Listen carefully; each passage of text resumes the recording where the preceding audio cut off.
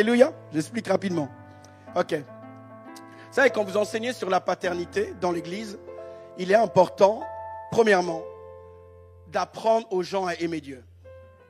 Un pasteur qui enseigne sur la paternité spirituelle dans l'église, sans apprendre au peuple de Dieu à aimer Dieu, va engendrer des idolâtres.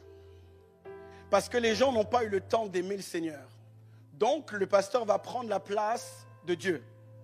Et c'est comme ça qu'il y a un esprit de manipulation qui est rentré dans l'église. Alléluia.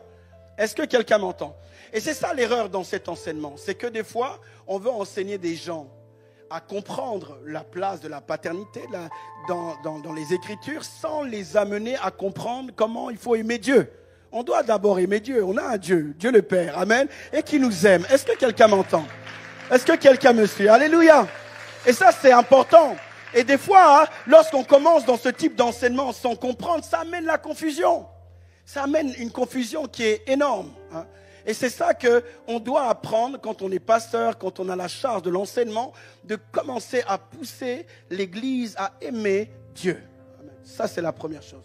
La deuxième chose, ce message rencontre beaucoup de difficultés parce qu'il y a une influence culturelle, des fois qui s'oppose ou qui amène une vision erronée du message. Amen. Je prends un exemple. En Afrique, lorsque vous enseignez sur la paternité, il y a beaucoup le culte du chef qui existe. Amen. C'est-à-dire, fais ci, fais ça, alléluia. Là-bas, dans certains pays, on va te dire, tu me connais, moi, tu me connais. Tout le monde veut être grand. Est-ce que quelqu'un m'entend? Tout le monde veut être dirigé. Et il y a comme une mentalité, en fait, de dominant-dominé. Que quelqu'un dise un amen bien vivant, j'explique. Et c'est pour ça que des fois, quand les gens enseignent sur ces choses-là, d'autres sont frustrés parce qu'ils sont constamment sous un joug. Or, les pères sont là pour pousser les fils dans leur destinée et pas les écraser. Est-ce que quelqu'un me suit?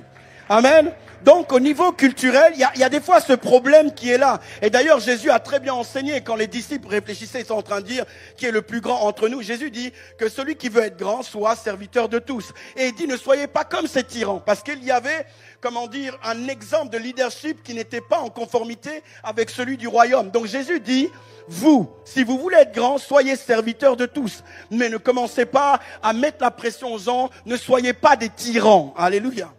Et le problème, des fois en Afrique, cet esprit-là est vraiment ancré. Amen. Mais il y a un problème aussi en France. La France a un problème d'indépendance. Amen. Dites-moi un amen bien vivant. Allez, je fais juste une parenthèse. Amen. Il y a un esprit d'indépendance. Oui, c'est pour ça que ce message rencontre une véritable opposition. Nous sommes dans un pays qui est super, mais il y a beaucoup trop de grèves.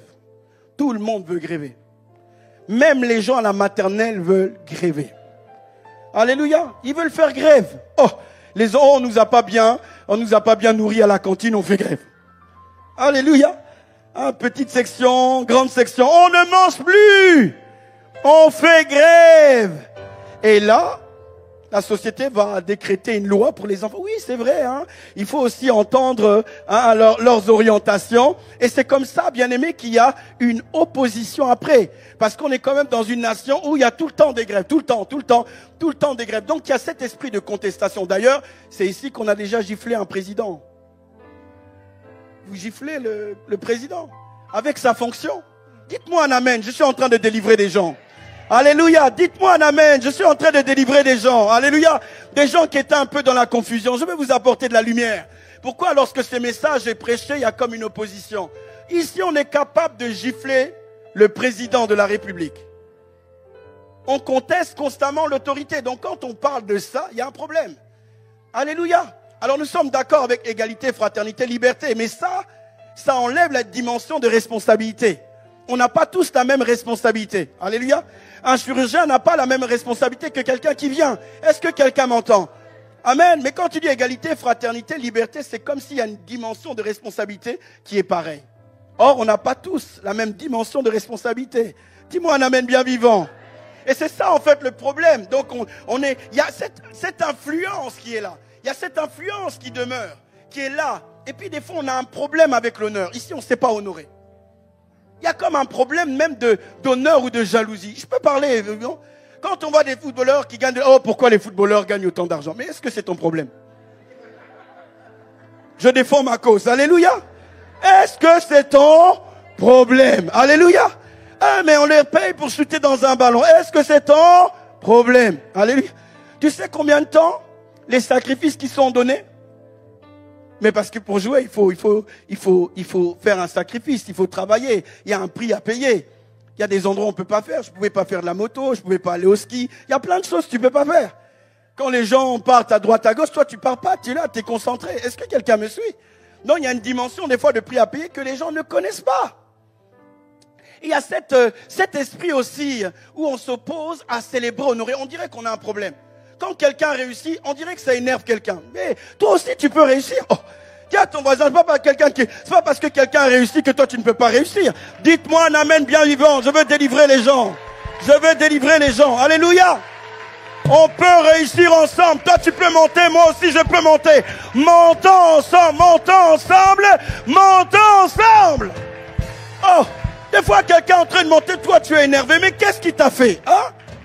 Qu'est-ce qui t'a fait? C'est comme si c'est cette personne qui t'empêche d'avancer, qui t'empêche de progresser. C'est pas cette personne. Concentre-toi sur ce que tu as et avance. Nous n'avons pas tous les mêmes capacités, nous n'avons pas tous les mêmes talents, nous n'avons pas tous la même vocation, mais nous sommes tous appelés à monter. Il y a des gens, des fois, ils sont énervés. Oh.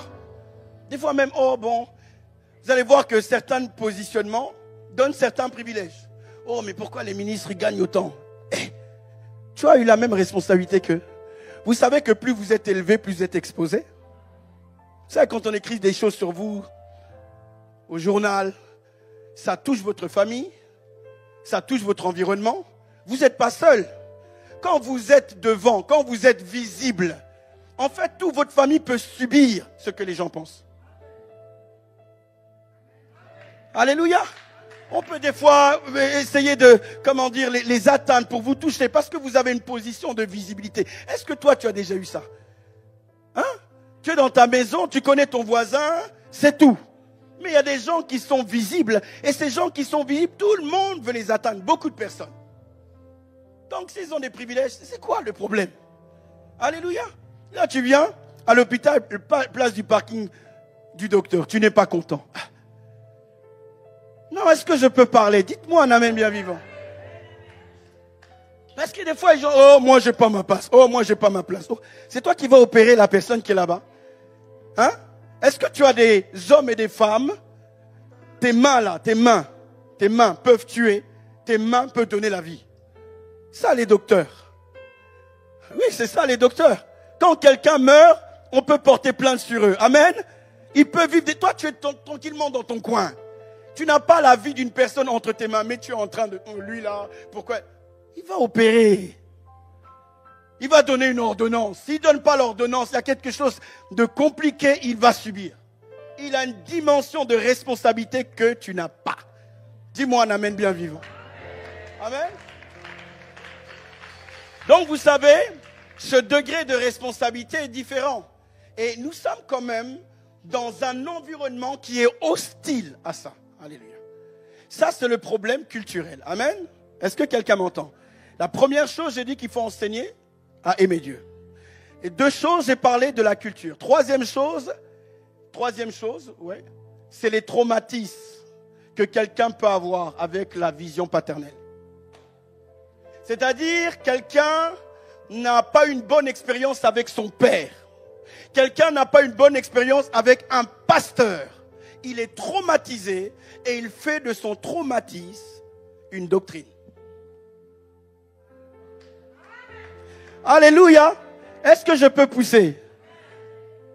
Quel que soit ce que tu ressens, quel que soit ce que tu vis, tes émotions ne changeront jamais la parole de Dieu. Dis-moi un amen bien vivant, je vais avancer. Alléluia.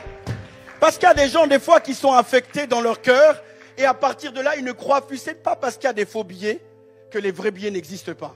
Et ce n'est pas parce qu'il y a des faux billets qu'on n'utilise pas les vrais billets. Est-ce que quelqu'un me suit?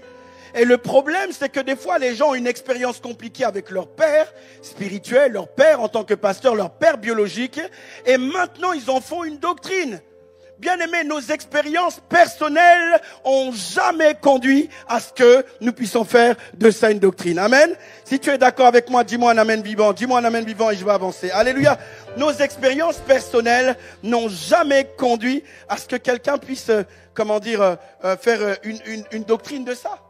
Et le problème, c'est que tu as tellement subi des choses très compliquées que maintenant tu dis non, ça n'existe pas. Non, c'est pas vrai. Je suis venu délivrer quelqu'un.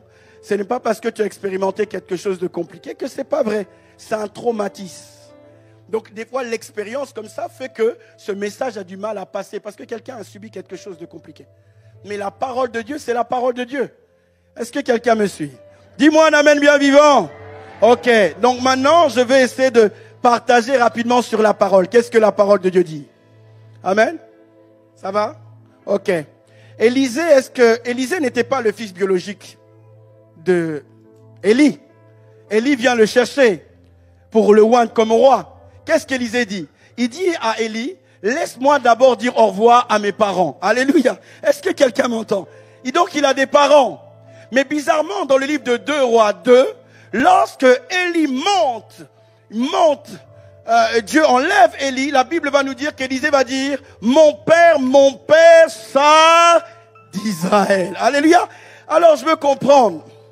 Il a un père biologique, mais pourtant il appelle Élie son père. Est-ce que quelqu'un commence à être délivré ce matin? Dites-moi un amen bien vivant. Alléluia. Donc il appelle Élie son père, alors que Élie n'est pas son père biologique, mais il est son père spirituel. Amen. Donc c'est dans la Bible. Alléluia. Amen. Est-ce que je peux aller plus loin? L'Éternel vient voir Moïse. Il dit, je suis le Dieu de tes quoi? De tes quoi? Donc c'est Dieu qui dit, je suis le Dieu de tes pères. Amen. Il dit, je suis le Dieu de tes pères. Abraham, Isaac et Jacob. Dis-moi un amen bien vivant. Faites attention à ce que vous écoutez. Mangez à la maison, c'est bon ici. Amen. Il dit, je suis le Dieu de tes pères. Oh! Mais qu'est-ce que tu racontes? Jésus dit dans sa parole, dans le texte que les gens ont utilisé, n'appelez personne père sur la terre. Quand vous prenez un texte comme ça, il est important de comprendre le contexte. Oui, le contexte. Jésus parlait à des personnes bien spécifiques. Les gens voulaient l'honneur sans la responsabilité. Alléluia. Est-ce que quelqu'un m'entend? Parce que si on doit prendre le texte d'une manière littérale, quand il dit n'appeler personne père, ça veut dire que même notre père biologique, on ne peut pas l'appeler père. C'est fini. Alléluia. Le débat est fini. Amen. Ça veut dire on n'appelle pas ton papa. Or, le Seigneur dit dans sa parole, honore ton père et ta mère. Est-ce que Jésus est-ce qu'il est dans la confusion? Est-ce qu'Église, vous êtes en train de m'écouter? Est-ce qu'Église, vous êtes en train de m'écouter? Donc il y a une confusion. Parce qu'il dit honore ton père et ta mère. Mais quelque part, il dit n'appelez personne père. Alléluia. Comprenons le contexte. Parce que tu ne peux pas dire ça. Et si je reste encore dans les évangiles, Jésus dit quoi? Il dit, si vous y avez pour père Abraham, vous ferez les mêmes œuvres que votre père. Jésus, qui a dit n'appelez personne père, il dit aux gens, si vous étiez, fils d'Abraham, vous ferez les mêmes œuvres que lui. Donc lui-même parle de la paternité. Dis-moi un amen bien vivant. Dis-moi un amen bien vivant.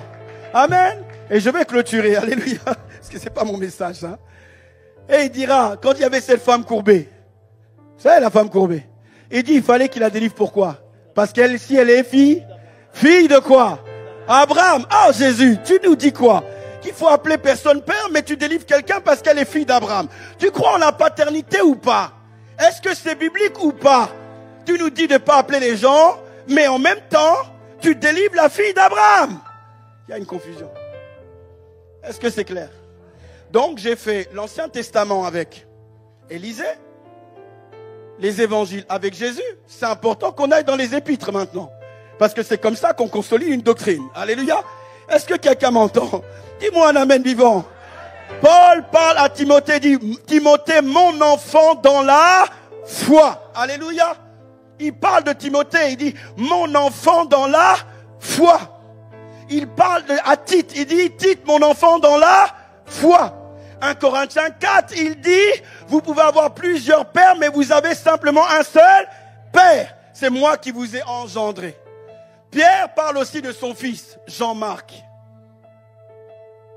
Je ferme la parenthèse. Est-ce qu'on peut acclamer pour la parole de Dieu?